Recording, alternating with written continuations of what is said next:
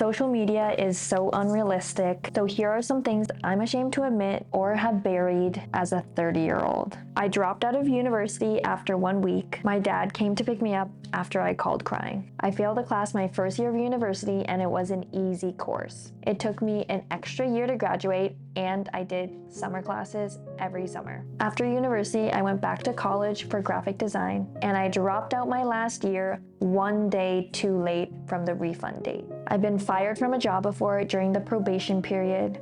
I completely forgot about this and still forget about it because I completely erased it from my mind. I used to have really bad skin. To this day, I still Photoshop and edit the blemishes out of my pictures, even though I know no one would notice them. I wish I didn't get some of the tattoos I got when I was a teenager. Sometimes I shut down instead of communicate. I'm a dramatic overthinker. I make things way worse in my head. Then I spiral and then I feel guilty, but I've been working on this by keeping busy. All these experiences have led me to my current position. A failure is a valuable lesson and it presents a new opportunity for something different to enter your life. I've failed many times, but these failures have taught me to never give up. Good things will come.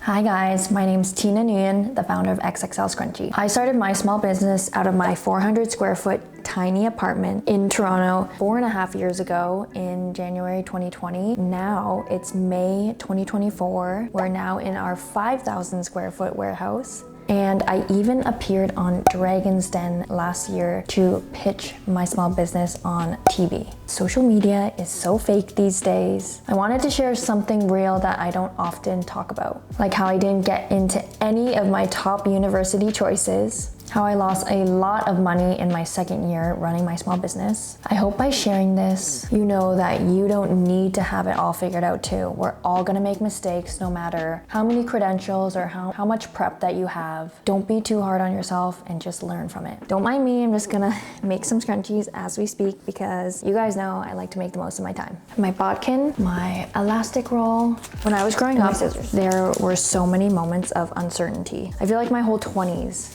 15 onwards was so much uncertainty.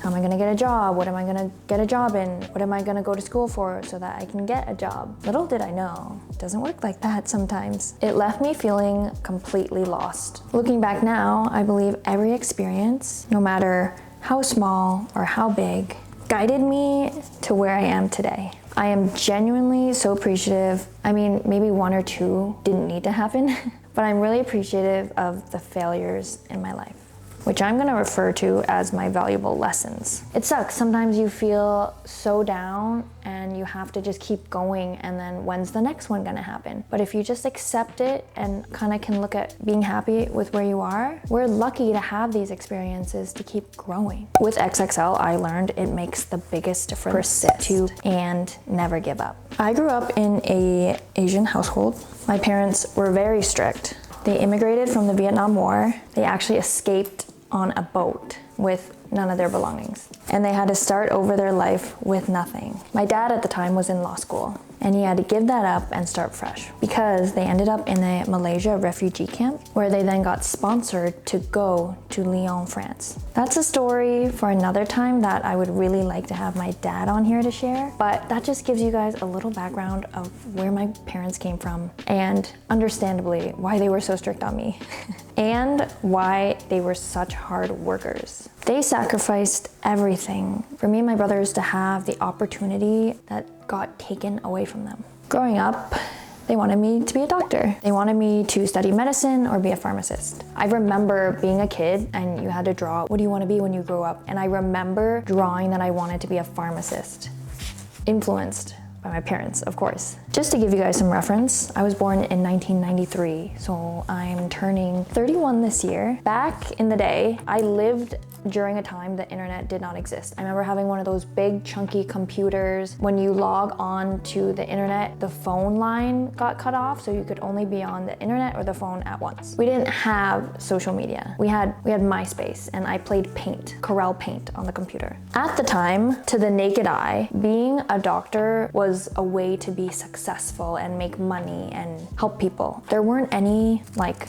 big scrunchie businesses or big artists that made it, or you didn't really know of their stories because social media didn't open up that window for you to see all these people doing great things and following their passions. People definitely did it, but it was more rare to see because we weren't exposed to so many screens every day and so many videos like this.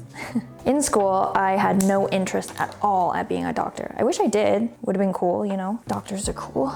I always loved art class. I always loved creating things. Me and my brother John, we would always make like little silly home videos together. In high school, I always made videos for my class presentations, and I always found it so much fun.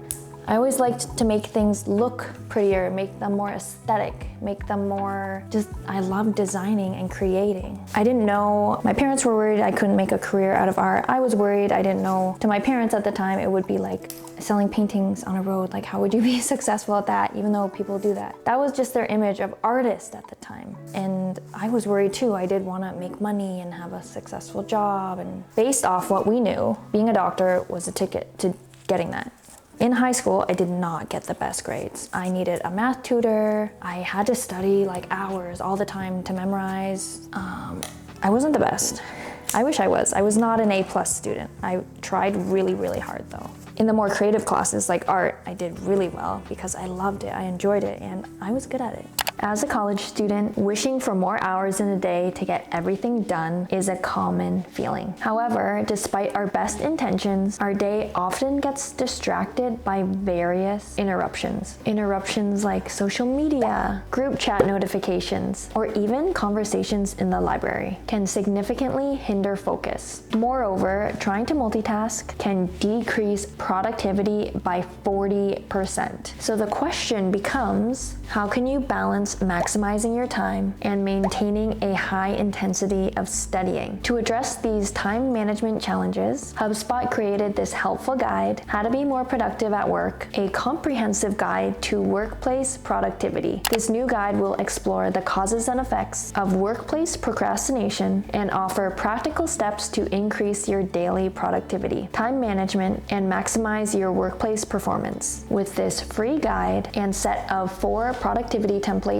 from HubSpot, includes a guide on staying productive while working, whether you're in the office or remote. Tips on everything from building easy habits to preserving your productive flow state. A PIE scoring template to help you prioritize tasks and projects. A labor hours calculator to gauge how long projects should take. 2 visual templates to help you see your progress against goals for tasks. My favorite section is about starting your day. It reminded me how important it is to stick to my morning routines, eating a good, healthy breakfast. And when I finally make it into the office, fight the temptation to open up my emails right away. Starting off the day with chaos, aka emails, can steal your early morning creativity. Instead, I set aside my first 5 to 10 minutes to make my vital to-do list. This ebook was made by HubSpot, who is today's video sponsor. A big shout out to them for providing this free resource. After grade 12, or towards the end of grade 12, it came time to apply for university.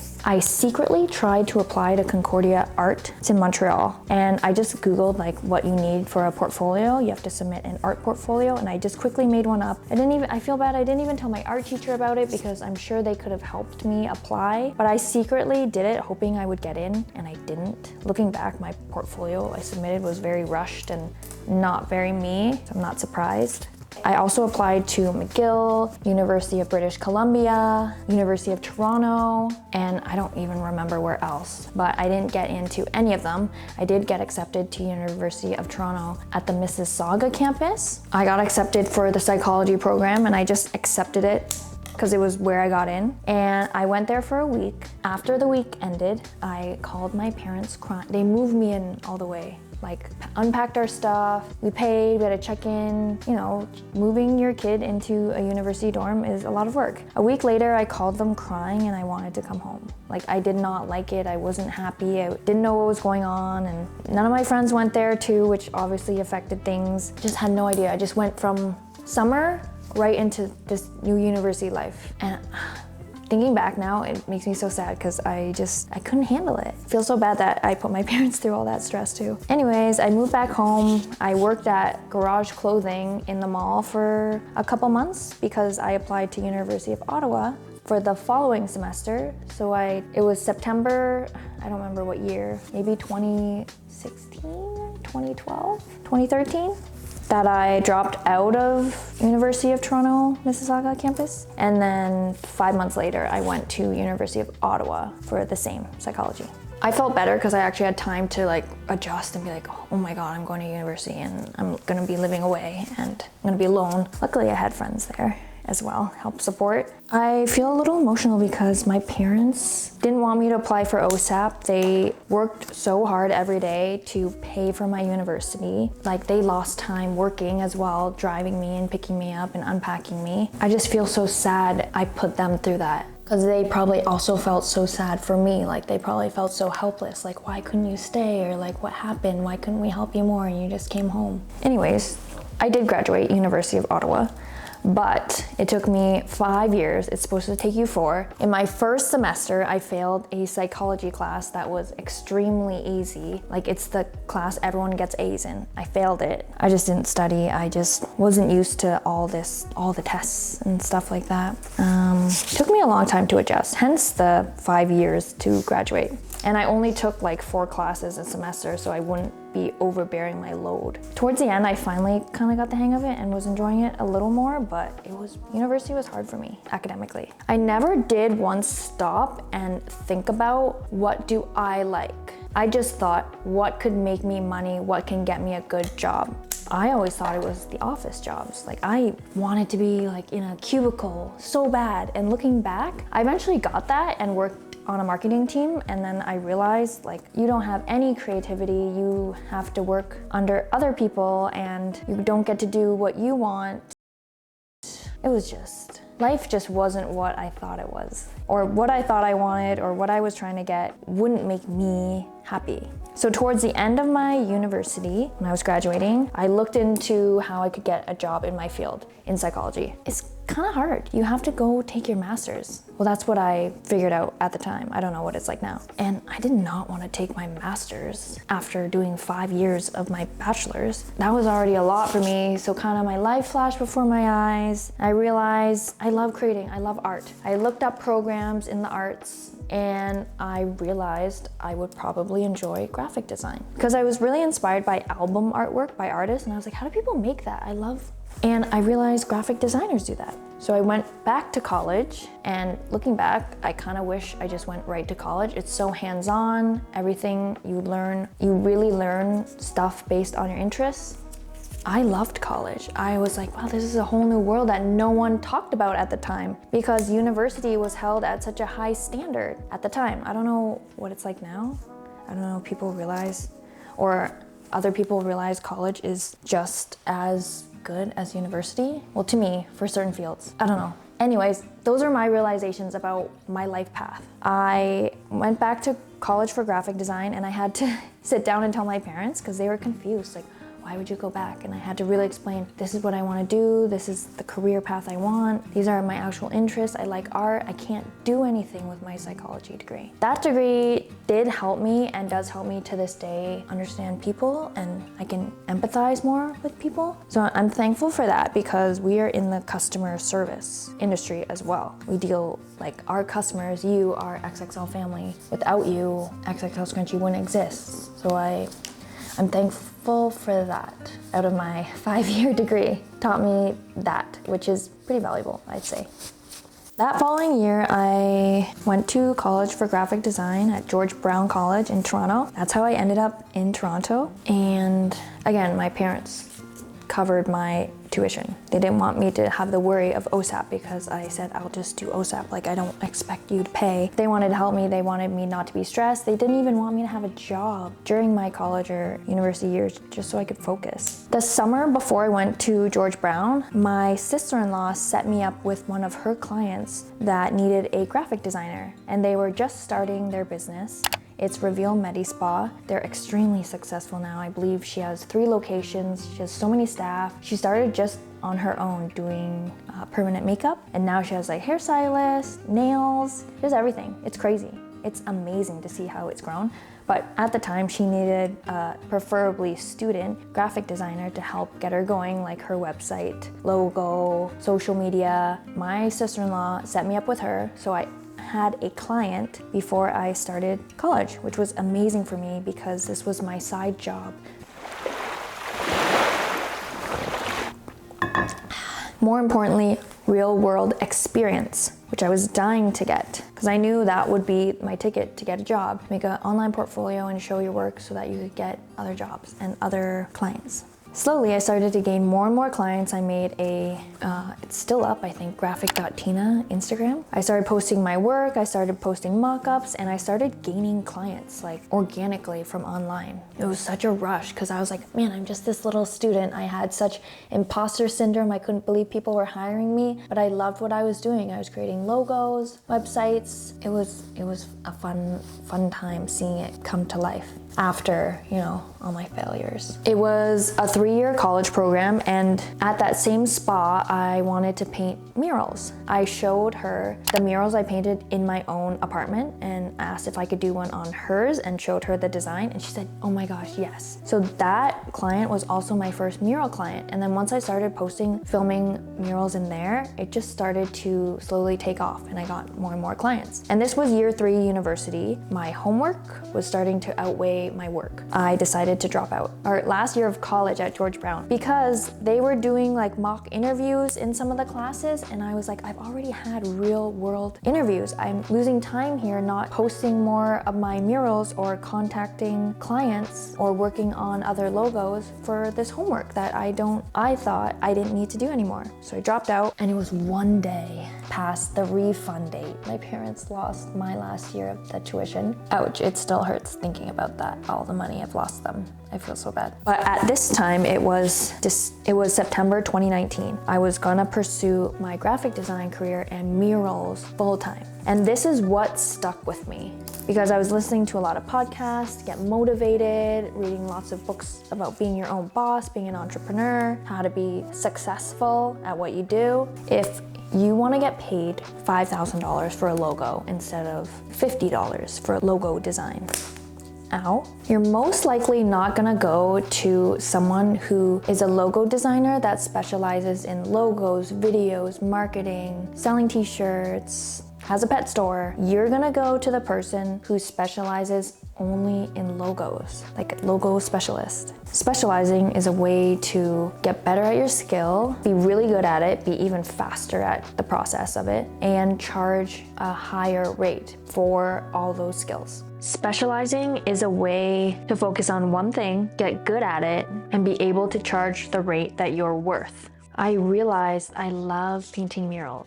I was good at logos, making websites and all that, but I was wearing too many hats. I was a website designer, social media manager, graphic designer, logo maker, tattoo designer, illustrator. Dealing with those clients and like you have to deal with the invoices and the deposits and the back and forth online, miscommunications, chasing down payments. It was a lot for like college student to deal with. It wasn't truly making me happy. And then I did mention I worked at a marketing company, which I was dying to get into any marketing graphic design company to work on a team. I wanted to work on a team so bad. Don't know why I had that thought of working in my own little office cubicle would be so much fun. It was fun because of the coworkers I had, and I did learn a lot. But again, I was putting together files for someone else's real estate company. I wasn't being creative. I couldn't design with what I thought would look good or aesthetic.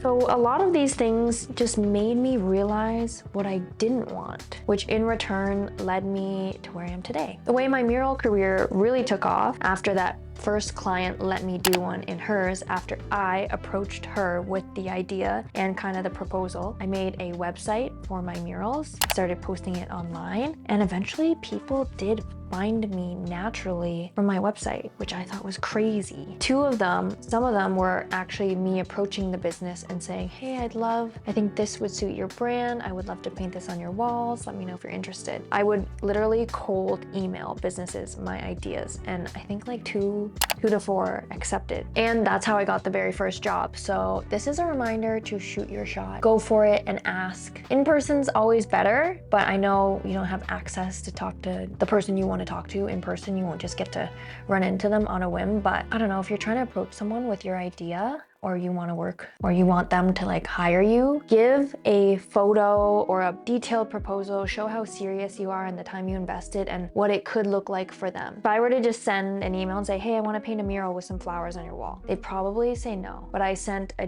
detailed proposal with photos about me, sharing my experience. You gotta kind of sell yourself a little. You gotta make the most of that first impression. It's really easy to say no in an email. And my cousin Han also gave me opportunity to paint murals in her nightclub, NV nightclub in Thunder Bay. Hi Thunder Bay, XXL fam. And this restaurant in Haven was the last one I accepted before I started XXL Scrunchie. I think I painted it in March, and I was so stressed because that was like the first 3 months of running XXL Scrunchie, right when I moved back home. And then I had to go leave all my scrunchies to go paint this mural in Toronto when it was like COVID vibes, you know, beginning of lockdown vibes. From there, I've been approached for murals and I haven't been able to say yes because I don't want to put out art or not dedicate the time that I know it deserves. But I did do a mural for No Limits Youth Organization. They're in our building, so they're like my neighbors 2 doors down. I painted this mural on the wall for them when they just moved in, and I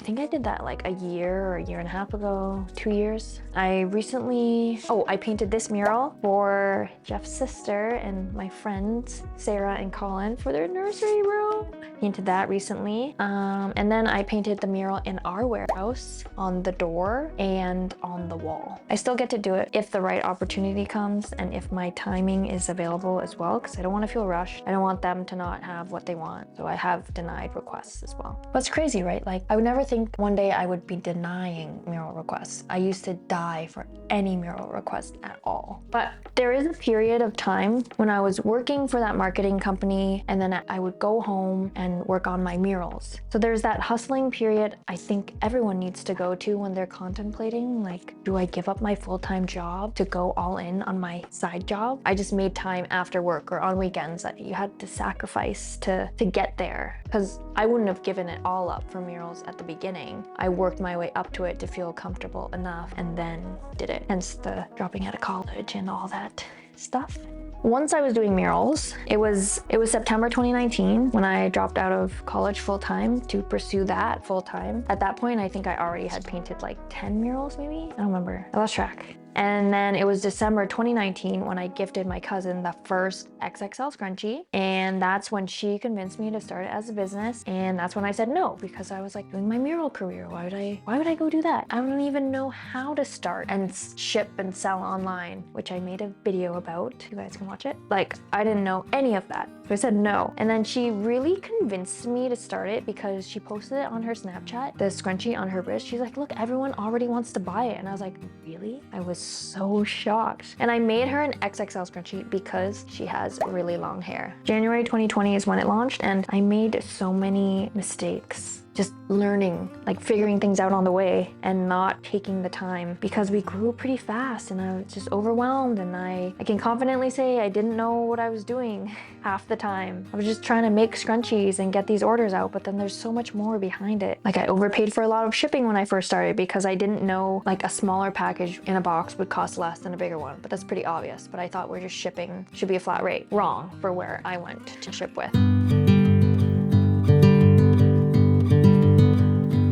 My friend Lauren from Clo Design Studio was trying to pitch my scrunchies to get into other retailers in Peterborough, and she went to like 5 and they all said no. They didn't want XXL Scrunchie in their shop because at the time I was sewing the last seam close. So when you insert the scrunchie through here, there's this hole that you pull it through, and then when we tie it, there's still a hole. I used to sew with just like any color fabric I had. I would sew the seam closed with black thread and it would look awful, but I was in such a rush, I didn't think it mattered, or I thought I could get away with it. So I did that, and that's why a lot of them denied me, because like the seams were not nice and untidy. Imagine I gave up after that, after they said no to me, we wouldn't even be here talking. So I learned from that mistake, and we never do that again. We perfectly match all the seams. I'm like horrified that I let that happen as well. You learn as you go, and that was a tough one to learn.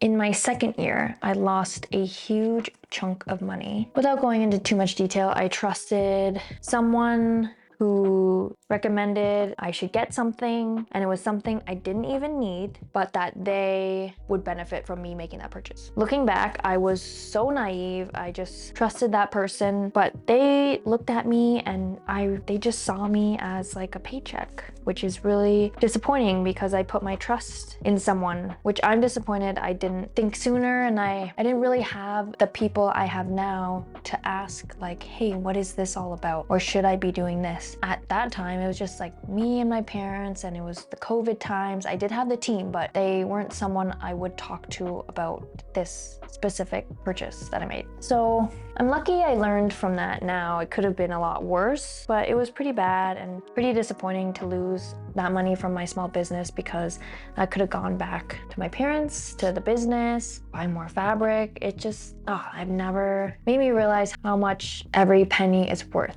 when you work for yourself. That was like 2 years ago. I still replay those moments in my head, and I was like, Tina, what were you thinking? And in the moment, I was like, oh yeah, this is cool, this will benefit me, blah, blah, blah. And then it wasn't until a year later I realized, and it was too late. And then, yeah, these things happen, and something like that happened to you, you can cry it out, because I did a lot. And well, now you know, and now I know better. You know, it could have been a lot worse. Even though it stings now, it still stings, but we gotta move on and just be better. This is me pep talking myself because I'm still sad.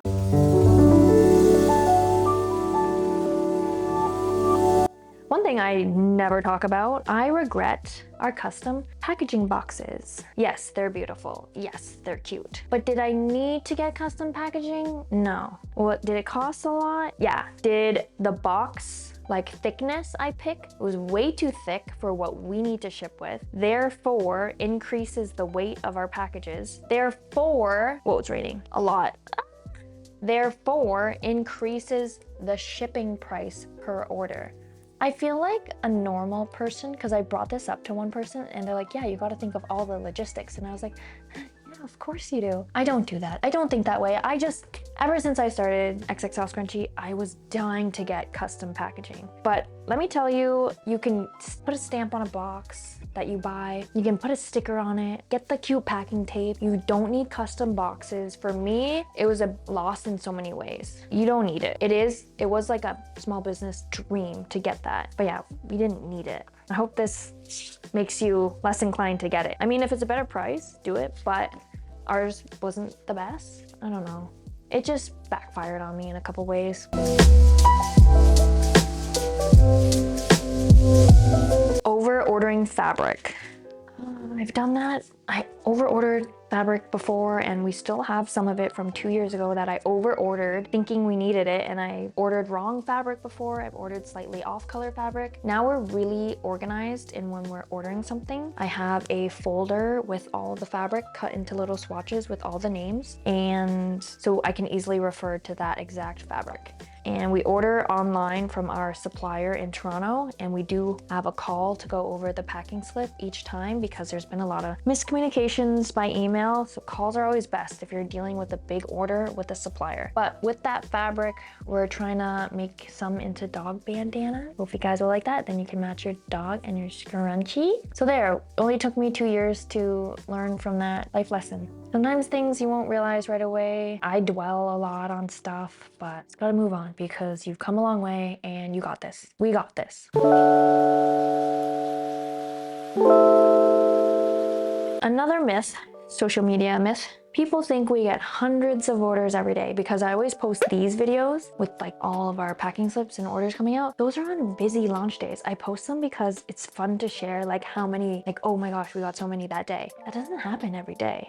I wish it did. Like, I think today, let me check. Today we've only had 2 orders and it's already noon. Hopefully by end of the day we'll get 7. In between launches, when we're not launching new products, it's usually a bit slower. And just with the new age we're in, we realize people are spending less money. We realize people are shopping in person more, which is why I've been getting ready in-person warehouse shopping. It's probably live on our site right now if you go to our website, and you'll see that there's a link where you can book to actually come in person and shop by appointment only. If you don't have an appointment, we won't be able to let you in because I might not be here. I might be here vlogging, or I might be at an appointment, or there might not be anyone there, aka me, to guide you around your shopping experience. That has led us to this new adaptation for XXL Scrunchie and our new chapter, offering in-person shopping appointments with me. I think it will be fun. It's May 28th right now, so it hasn't happened yet, but we've already had 2 shoppers come. I invited one. The other ones were accidents, and last year it was my friends that came that inspired the whole thing. And honestly, I'm gonna be so honest, people don't talk about this, but our orders have slowed down since the pandemic. And I always talk to this about Jeff, and he's like, it's okay, you're still doing really well. And he like really pumps me up. And to fight this sadness, I still try to work really hard. But I think opening our in-person shopping and continuing to post these videos, our other videos, if we stopped completely, our sales would go so down. So it's a lot of stress sometimes, knowing I have to keep up these videos. Feels so weird I'm talking about this about the world, but feels so stressful sometimes. You have to keep up with these videos in order to even keep your business going. But it makes sense, like we want to stay in everyone's minds. We want to let you know we're still here and still making scrunchies. But yeah, don't be sad if this could be you too, because the world fluctuates. Being a small business owner doesn't mean you just go up and up. Sometimes there's downs and then you get back up, but as long as you keep working hard, then I believe, and I've seen proof, and I feel like I'm proof that you can keep going and keep growing your dreams.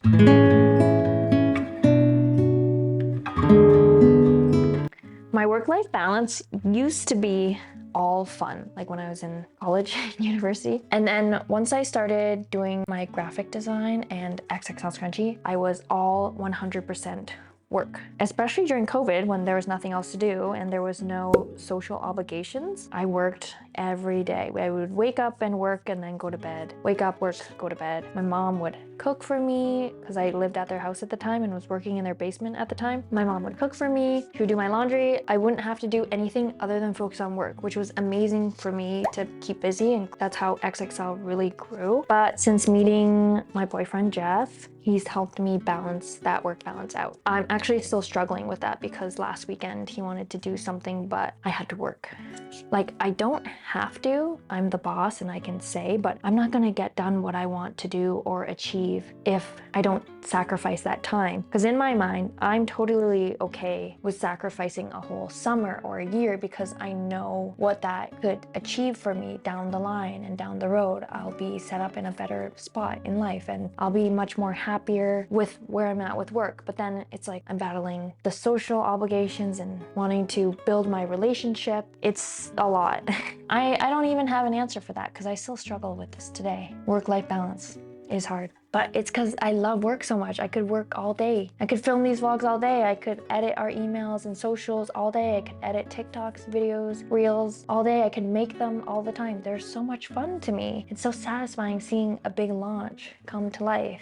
I could do photo shoots all the time, but it is important to make time for those people in your life, even though they'll understand if you're working, but can't all the time. I also want to be a mom one day, like have a little baby one day so bad. I can see myself being a boy mom, so hopefully this manifests in the future. But having Bruce, my puppy, well, he's like 9 months now, but having him already is so much work. Later, we're going to Quinty K9 to do his basic obedience class, and I'm like, oh, sacrifice my work time. And then morning, gotta get up, let him out and do training with him, take him for a walk, runs and stuff, feed him all the time. Financially, I'm worried because I barely have my own self-care time. How am I gonna have time to be a mom? Because I feel like if I'm gonna be a mom, like that's all I'm gonna wanna do. How am I gonna have time? I'm not gonna be able to work all day. I'm not gonna be able to ignore my little one and be like, hey, I gotta film a vlog, and let them fend for themselves. I think about this every couple months. Like, how am I gonna balance the family that I want to grow? I also have anxiety about wedding. I don't know why. I used to think that I wanted one. I feel like as you grow, you lose people in your life, kind of. You don't keep up with everyone all the time. Like when you were in high school, I used to text like 50 people, not 50, like maybe 10. That's a lot for me. Today, I've texted nobody except for my dad and called Jeff. Oh, and Cindy. I've texted Cindy. But before, it would be like text all the time, back and forth. Random people, keeping up, chatting, meeting up for like a random lunch to catch up. I also have a huge family. Which would be invited to the wedding if it were to happen. But I don't know. I don't know why I have social anxiety about like who doesn't get invited when they're expecting one. I would feel bad, and then but I wouldn't just invite to just invite. And having all that attention on me, now I'm like, I thought I wanted that, but now I'm leaning towards like elopement if that were to happen. And Jeff's fine with either option, which is nice, but I think he would prefer the no wedding thing too. The point is, right now, wherever you are, if you're feeling lost or confused, I don't know, you don't need to know where you're going in life. It's supposed to look like a straight line. Like I thought I would go to university, get a job, make money, get my house, get married, have a kid, blah, blah, blah. It's so not like that. I mean, it is for some people, which I envy. I'm like, wow, that looks so easy for you, but it just looks that way. See, I'm getting tricked. Social media is so fake. Wow, I just got so tricked. Life is like a crazy cluster. Doesn't go just straight up. All these experiences that I've had, thoughts that I've had, mistakes that I've made, have steered me to my present role. And I'm actually like, I'm happy about the person I am becoming, and that I'm willing to work harder to become an even better person and grow our small business. I'm proud of what we built, what we're doing, that we're able to give back to our community as well, because we just had a collaboration scrunchie launch with Reaching for Rainbows, a local organization in Picton, Ontario that help girls aged 6 to 9 that are vulnerable, need a place to develop a sense of belonging and friendships, an after-school program. I actually went to visit their playroom 2 weeks ago and chat with the girls. I was able to share with them we have already sold over 700 scrunchies, probably over 800 by now, I haven't checked, which will be over $3,000 directly donated to them in donations from us. Thanks to you guys and your scrunchie purchase of the Reaching for Rainbows collection. Like, that wouldn't have happened if I didn't keep going and we weren't led here. I'm very proud of what we've built, what we're doing at XXL. What I used to consider or view as a failure is just a lesson, a priceless, sometimes expensive lesson that I won't make again. It's an open door to fresh opportunities. You could also call them pit stops, little pit stops in your life. Each pit stop has led me to the next destination. I truly believe good things will come to those who work hard. Good things will come if you keep trying and be consistent. Because if I just started my scrunchie business and then I made scrunchies every day for like, till now, it's been 4.5 years. We've been making scrunchies every single day. Imagine we didn't. We just made scrunchies like once a month. We would not be to where we are now. I'm gonna keep trying to be the best version I can be with my routines, reminding myself that we're just human and we can learn from our mistakes. And I'll try to not fall into the social media traps and stop comparing myself. I want to do it for myself, my parents, my partner, Jeff, my team, the XXL community, and my future family goals. If you have a dream or an idea, you're more likely to achieve that if you keep working on it. If you like today's video and you want more like this, hit the like button and hit the subscribe button if you haven't already. Leave a comment what other topics you guys would want me to talk about, because I love chatting with you guys.